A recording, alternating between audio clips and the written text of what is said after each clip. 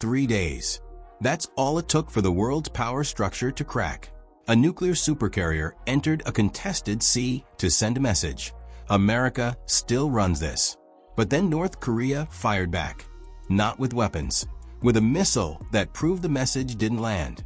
And while Washington scrambled, a West African president nobody was watching did something that made every intelligence agency in the world sit up.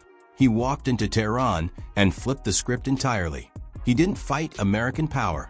He bypassed it. He built an alternative. And in that single move, he showed every smaller nation on Earth that the age of having to pick a side was over. What happened next would reshape global order for the next decade. Let's start with what caught everyone's attention first. The USS Theodore Roosevelt, a Nimitz-class supercarrier, entered the Persian Gulf through the Strait of Hormuz on a Tuesday afternoon. On paper, this was routine. The United States maintains a near-permanent carrier presence in the region. It's been standard operating procedure since the 1980s. But the timing was not routine. Intelligence agencies had intercepted communications suggesting Iran was moving ballistic missile components through Iraqi territory, a violation of the Joint Comprehensive Plan of Action, the nuclear agreement that Washington had withdrawn from 4 years earlier. The Pentagon released a statement within hours. The deployment is intended to demonstrate American commitment to regional stability and freedom of navigation. What that actually meant was simpler. We are watching you, and we have the military capability to stop you if you move. Carrier deployments are not subtle instruments. The Roosevelt carries roughly 5,000 military personnel. Its strike group includes guided missile destroyers, attack submarines, and combat aircraft that can project force across a 500-mile radius. The moment it crossed into the Persian Gulf, it became the most visible American statement about what Washington considered non-negotiable. It is physics. It is presence. It is threat. The Iranian government's response was measured. They released a video of drone footage showing the carrier's movements. They announced that their own coastal defense systems were on high alert. They did not escalate, not yet. But they also did not back down. They continued moving the components. They accelerated uranium enrichment at the Natanz facility. They issued a statement through their foreign ministry. Iran will not be intimidated by shows of force. What's critical to understand here is that Iran, despite decades of international isolation and economic sanctions, has learned to operate in a world where American military superiority is a constant fact of life. They cannot match the Roosevelt in a conventional naval engagement. They know this. Everyone knows this. So they don't try. Instead, they develop asymmetric capabilities, unmanned aerial vehicles, advanced missiles, proxy networks across Iraq, Syria, and Lebanon. They make the cost of confrontation higher for the United States than Americans might initially expect. But here's where the story becomes more complex. Iran is no longer alone in testing American resolve. Section 2. The North Korean Signal. 3 days after the Roosevelt entered the Persian Gulf, North Korea tested a new intercontinental ballistic missile from a mobile launcher in the mountains near the Chinese border. The missile traveled 4,200 kilometers before falling into the Sea of Japan. U.S. and South Korean intelligence suggested it could theoretically reach the continental United States. North Korea had technically violated no international laws. Their missile tests are provocative, but they fall into a gray zone. They announce the tests beforehand. They fire over the ocean. They don't target anything. There is a perverse civility to it, a way of demonstrating capability without crossing the threshold into direct armed conflict. The timing, however, was not accidental. Within hours, North Korean state media released a statement. The Democratic People's Republic of Korea has the sovereign right to develop defensive weapons systems to ensure national security. We will not be deterred by external pressure or military intimidation. The statement read almost like an echo of Tehran's message. And that echo was intentional. Here is what the rest of the world understood in that moment. The United States was attempting to reassert hegemonic control through military presence and strategic positioning. But that attempt was being met with coordinated, multi-front pushback from powers that had learned how to challenge American dominance without directly confronting it. North Korea was signaling to Iran, You are not isolated. We see what you're doing, and we are not backing down either. For Washington, this created a strategic problem. The Roosevelt was designed to intimidate a single adversary through overwhelming visible force. But if that adversary knows that other powers are simultaneously testing American resolve elsewhere, in Northeast Asia, in the Mediterranean, in cyberspace, then the intimidation becomes less effective.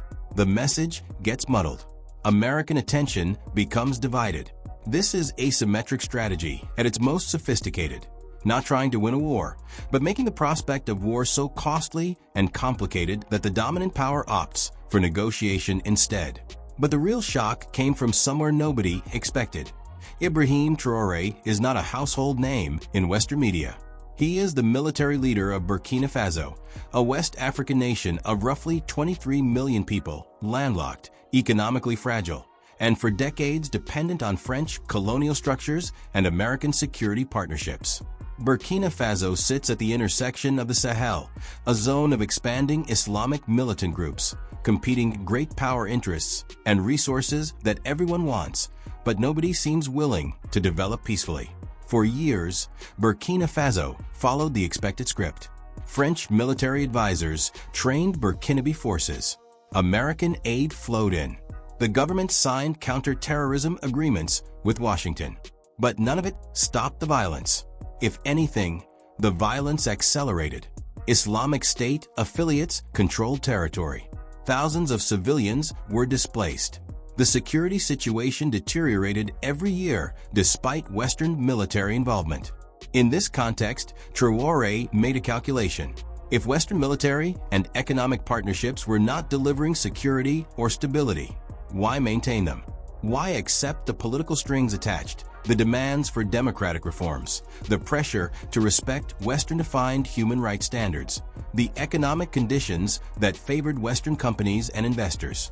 Last month, Traoré traveled to Tehran, not for a summit, not for a ceremonial visit. He came with a specific purpose: to negotiate military assistance, economic cooperation, and a strategic partnership that would reduce Burkina Faso's dependence on France and the United States. The details of those discussions were not made public. But within weeks, Iranian defense attaches arrived in Ouagadougou, the capital. Turkish engineers began surveying infrastructure projects. Chinese investment groups started preliminary discussions about mining contracts. Russian military advisors submitted proposals for force training and equipment sales. This was not a coincidence. This was not happenstance. This was Traoré executing a deliberate strategy. Replace Western strategic dependence with a multipolar network of relationships where no single power could dictate terms.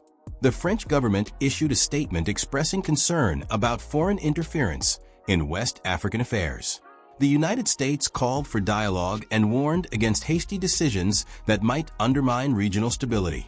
The World Bank and IMF suggested that closer ties with Russia and Iran might complicate Burkina Faso's access to international capital markets. Traoré ignored all of it. He was not interested in the patronizing language of Western security partnerships. He was not interested in democracy lectures from countries whose own democratic institutions were fragmenting. He was interested in one thing: does this decision give Burkina Faso more power to defend itself and chart its own future? The answer, in his calculation, was yes. What Traoré understood, what the Iranian government understood, what even North Korea understood, is that the era of American unipolarity has structurally ended. It didn't end in a sudden dramatic collapse. It ended because the world became too complex for any single power to control. For 30 years after the Cold War, the United States operated in a strategic environment where it faced no serious peer competitor. China was still developing. Russia was economically weak. Regional powers like Iran had limited options beyond confrontation or accommodation. In that environment, American military superiority translated directly into political leverage. But that world no longer exists. China is now the world's largest manufacturing economy. Russia possesses advanced cyber capabilities and nuclear weapons. Iran has built a network of proxy forces across the Middle East. Turkey sits at the intersection of Europe, Asia, and the Middle East, with its own regional ambitions. And smaller nations, watching this shift, are beginning to realize they have options they didn't have before. Burkina Faso's pivot to Iran, Russia, and China is not unique. Mali, also in the Sahel, has already made similar calculations. Myanmar's military junta has deepened ties with China and Russia. Even some U.S.-aligned countries, South Korea, the Philippines, Poland, are beginning to diversify their strategic partnerships, hedging against the possibility that American commitment to their security might weaken. This is the defining characteristic of a multipolar world: redundancy. No nation can depend entirely on one patron. Every nation must cultivate alternatives. And that cultivation happens at the margins, in moments like Traoré's Tehran visit, where a decision that looks incremental to Western observers actually signals a fundamental reordering of alignments. The United States is not powerless in this environment. American military spending still exceeds the next 10 countries combined. American technology companies still dominate global markets. The dollar is still the world's reserve currency. But that dominance no longer translates into automatic compliance. It no longer guarantees that smaller nations will accept American policy preferences simply because American power is greater. Instead, what we're seeing is a world where power is disaggregated. Military power belongs primarily to the United States and Russia, and increasingly, China. Economic power is distributed across multiple centers: the US, Europe, China, and regional hubs. Technological power is competitive. Energy power has shifted as renewable technology advances. In this fragmented landscape, no single nation can dictate global outcomes. And that is exactly what frightened Western capital markets in that 72-hour window. When the Roosevelt entered the Persian Gulf, oil prices ticked up slightly. Analysts expected this. Military tension in the Middle East typically increases energy prices because the Strait of Hormuz carries roughly 1/3 of the world's seaborne oil. If conflict disrupted that strait, it would create immediate supply shocks. But oil prices did not surge dramatically. And that was strange. Historical precedent suggested they should have. What actually moved the markets was currency and equities. As news of Traoré's Tehran engagement began circulating through intelligence and diplomatic channels, sovereign wealth funds, particularly in Asia and the Gulf, began reducing their exposure to dollar-denominated assets. Not dramatically, not in a way that triggered alarms, but enough to be noticeable. The signal was subtle but clear. If the United States can be challenged on multiple fronts simultaneously, if smaller nations can successfully diversify away from American partnerships, if the era of stable American hegemony is actually ending, then dollar-denominated assets become riskier. Because a world in which American power is declining is a world in which American debt becomes a less certain store of value. By Monday morning, hedge funds and institutional investors were adjusting their allocations. Nothing catastrophic.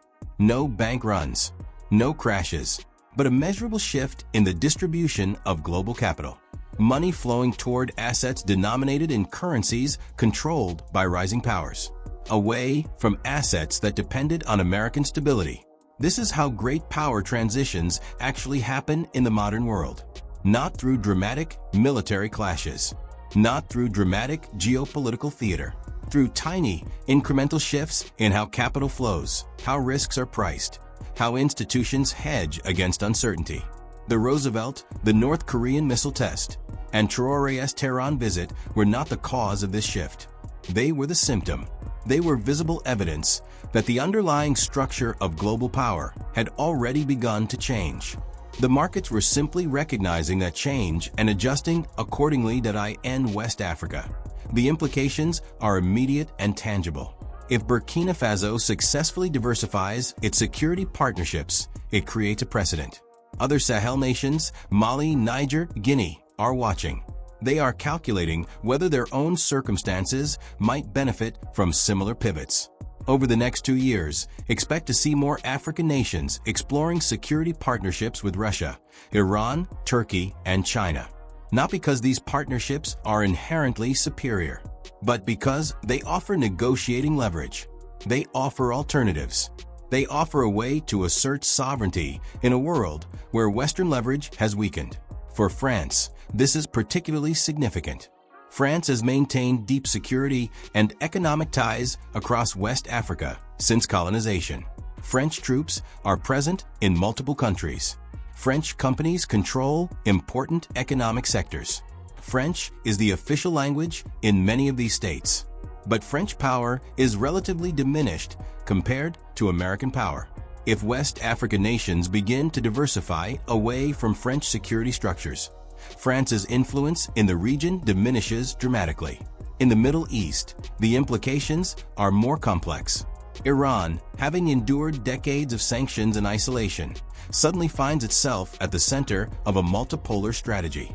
Other nations that have suffered from Western sanctions, North Korea, Russia, Venezuela, are now potential partners in an alternative economic and security structure.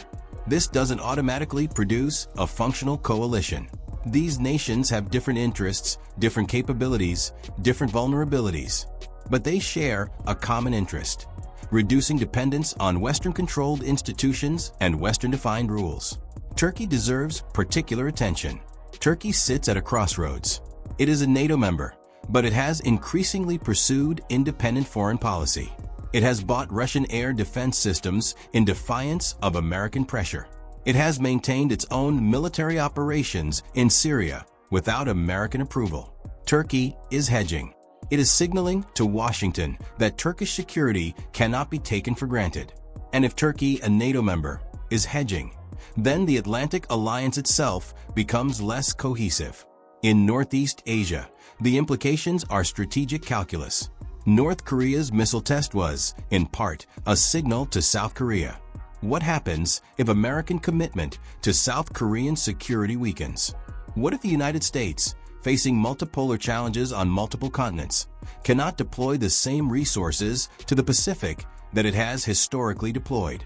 These are the questions that animate North Korean strategy, not conquest, not the fantasy of reunifying the peninsula through military force, but the possibility that American weakness might create space for negotiation on terms more favorable to Pyongyang. The United States, throughout the 72-hour crisis and in the weeks following, responded with the tools it knows best: military presence, sanctions threats, and diplomatic pressure. More carrier groups were deployed. Additional sanctions were imposed on Iranian entities. The State Department issued statements about the importance of Western leadership and alliance cohesion. But here is the uncomfortable truth that American strategists were beginning to confront.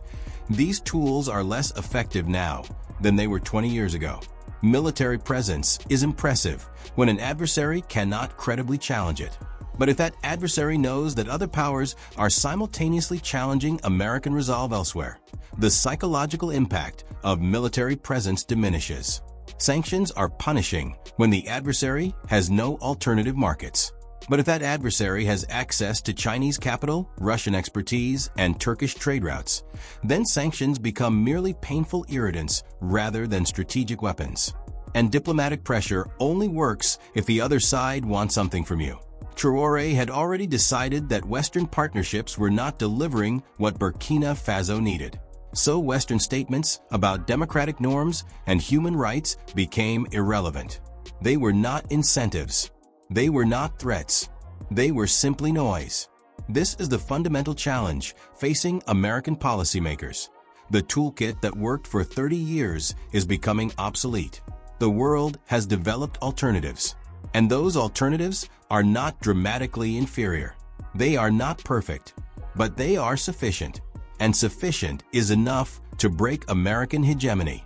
The question that kept American national security officials up at night was not whether the United States could win a confrontation with any of these powers individually. It could, militarily. The United States remains superior to any single competitor. But what about simultaneously? What about North Korea moving in the Pacific, while Iran accelerates in the Middle East, while Burkina Faso fragments Western influence in Africa, while Turkey hedges in NATO, while China advances in Southeast Asia? The Roosevelt could intimidate Tehran. But it could not simultaneously project power to defend South Korea if North Korea moved. American military capacity is enormous, but it is not infinite. And once that becomes visible, once it becomes clear that American resources are finite and must be allocated across multiple crises, then the myth of American omnipotence shatters. And once that myth shatters, everyone begins to act differently. What makes this moment particularly significant is that it transcends simple geopolitical competition. It is also ideological. The post-Cold War international order was built on the assumption that liberal democracy was the inevitable end state of political development. That as nations became wealthier and more educated, they would naturally move toward democratic governance, rule of law, and market economics. That Western institutions, NATO, the IMF, the World Bank, the World Trade Organization, represented the best available framework for organizing international relations. But that ideological certainty has eroded. Traoré is not a Democrat. He came to power through a military coup. His government does not have robust civil liberties or free elections. By Western standards, his governance is authoritarian. Yet from Burkina Faso's perspective, this is irrelevant. Burkina Faso tried Western-backed democracy. It did not produce security. It did not produce economic development. So why privilege it? Why accept Western conditions for partnership that come with demands for democratic reform? This is the argument that Russia and China have been making for years. You do not need Western-style democracy to be successful. You can develop economically. You can provide security. You can be stable.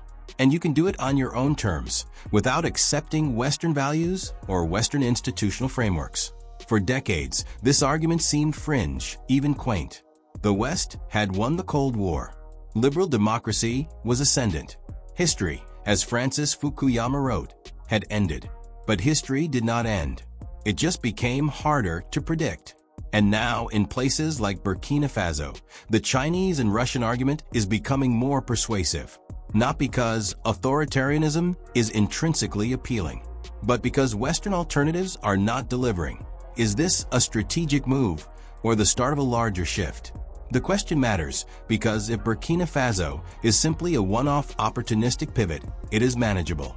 The United States can increase pressure, offer better deals, wait out Traoré's government. But if Burkina Faso is the beginning of a broader wave, if it represents a genuine rejection of Western institutional frameworks and Western-defined governance standards, then the United States faces a fundamentally different international environment. The evidence as of now suggests it is the latter. What emerges from this moment is not a clear replacement for American unipolarity. It is not a new bipolar world with China on one side and the United States on the other. It is something messier and more complex. A multipolar system where power is distributed across multiple centers, where alliances are temporary and conditional, where smaller nations have genuine strategic choices. In this world, Burkina Faso can partner with Iran and Turkey while maintaining some ties with France. The Philippines can maintain alliance commitments to the United States while developing deeper economic relationships with China. Turkey can be a NATO member while buying Russian weapons. These apparent contradictions are actually the defining feature of multipolarity. Nations are not locked into rigid blocks. They are free to construct their own coalition of interests. This flexibility is both an advantage and a vulnerability. Advantage because it allows nations to maximize their own interests. Vulnerability because it means no coalition can be taken for granted. No alliance is permanent. No commitment is absolute. For the United States, this represents a dramatic reversal from the Cold War and post-Cold War experience.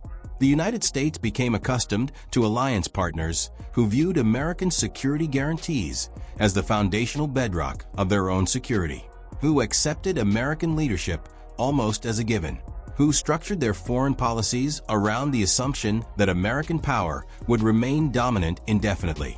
That assumption is no longer operative, and the consequences will reshape international relations for decades. What happens next could redefine the region and establish whether this moment of challenge to American power is isolated or systemic. Here is what we do not know: whether this multipolar moment will stabilize into a functioning system, or whether it will produce conflict and collapse. Multipolarity can be stable if the major powers recognize rough equivalence, negotiate clear boundaries, and respect each other's spheres of influence. This is roughly what happened in Europe in the 19th century, until World War I shattered it. Or it can be unstable if rising powers perceive opportunity to overturn the existing order, if declining powers resist their diminishment, if smaller nations play larger powers against each other in ways that trigger direct confrontation. The Roosevelt is still in the Persian Gulf. North Korea is still developing missiles. Traoré is still deepening ties with Iran and Russia. None of these situations has been resolved. They have simply moved into a holding pattern, where all sides are assessing the new equilibrium. Markets have stabilized mostly. The initial capital flight slowed as investors realized the world was not actually sliding into great power war. But the underlying concern remains. The dollar's role as global reserve currency may be gradually eroding. The American security guarantees that have underpinned global order are becoming less credible. The Western institutional framework that has governed international relations is beginning to fragment. For younger viewers watching this moment may feel abstract, but it matters because it determines what the world looks like when you inherit it. In a multipolar world with diffuse power, there is more room for smaller nations to assert sovereignty.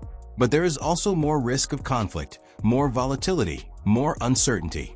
Trade becomes harder to predict. Security becomes harder to guarantee. The comfortable assumptions of the post-Cold War era that Western power would remain dominant, that international law would improve, that the arc of history bent toward liberal democracy. Those assumptions are no longer safe.